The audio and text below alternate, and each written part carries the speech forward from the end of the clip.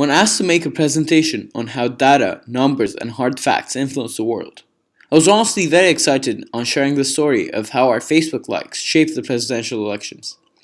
I can't think of any better example of the effect of something called big data is capable to have on our everyday affairs.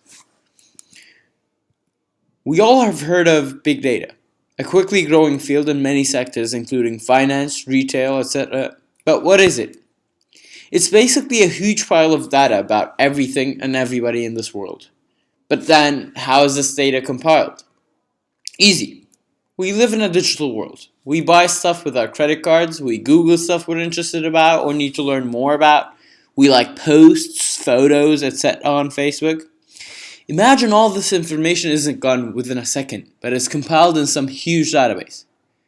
That would mean almost everything you do is stored somewhere. So a very good algorithm could theoretically build your profile based on your digital fingerprint. And this is exactly what many big companies like Google and Facebook do.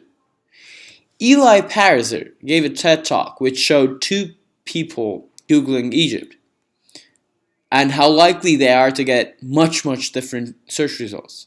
For example, if I've Googled stuff about vacations in the past, it's more likely that I'll get results that direct me to pages like what to do in Egypt or hotels in Egypt.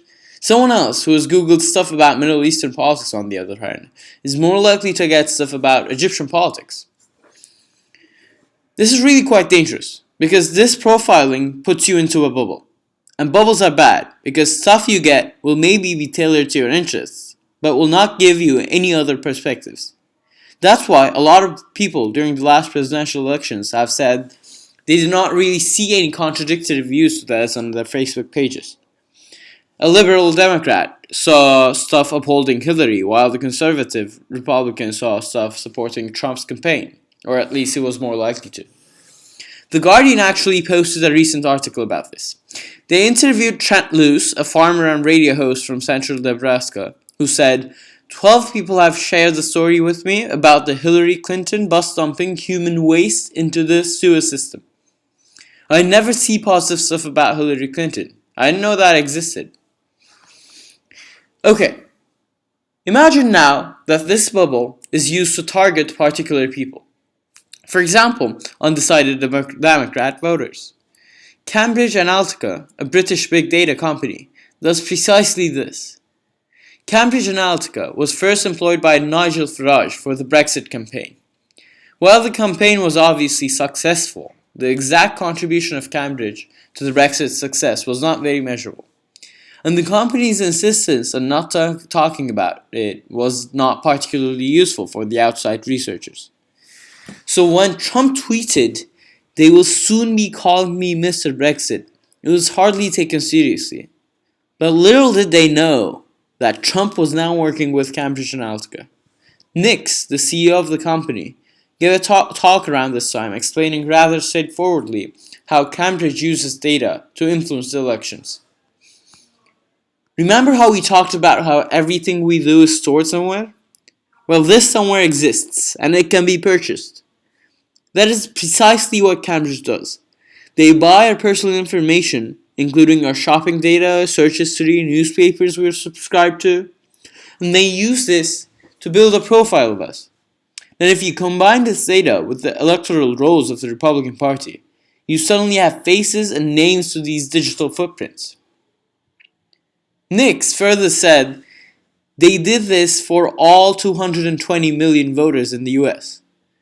Now, I'm not going to tell you to imagine the consequences because we have it before our eyes. The article written by Hans Grassiger and Michael Krogeris quoted pretty much every message that Trump put out was data-driven from the speech Alexander Nix gave. Trump later aired about 175,000 distinct ads with very small differences between them, such as headings and some photos. But this allowed them to target precise individuals, rather than whole demographic groups that merely share a gender or a color. For example, in the Miami district of Little Haiti, for instance, Trump's campaign provided inhabitants with news about the failure of the Clinton Foundation following the earthquake in Haiti in order to keep them from voting for Hillary Clinton. This is how the presidential election proved to be a data war. And it's very unsettling to see how a few Facebook likes and Google searches shaped the election and thus the world this much. So, what now?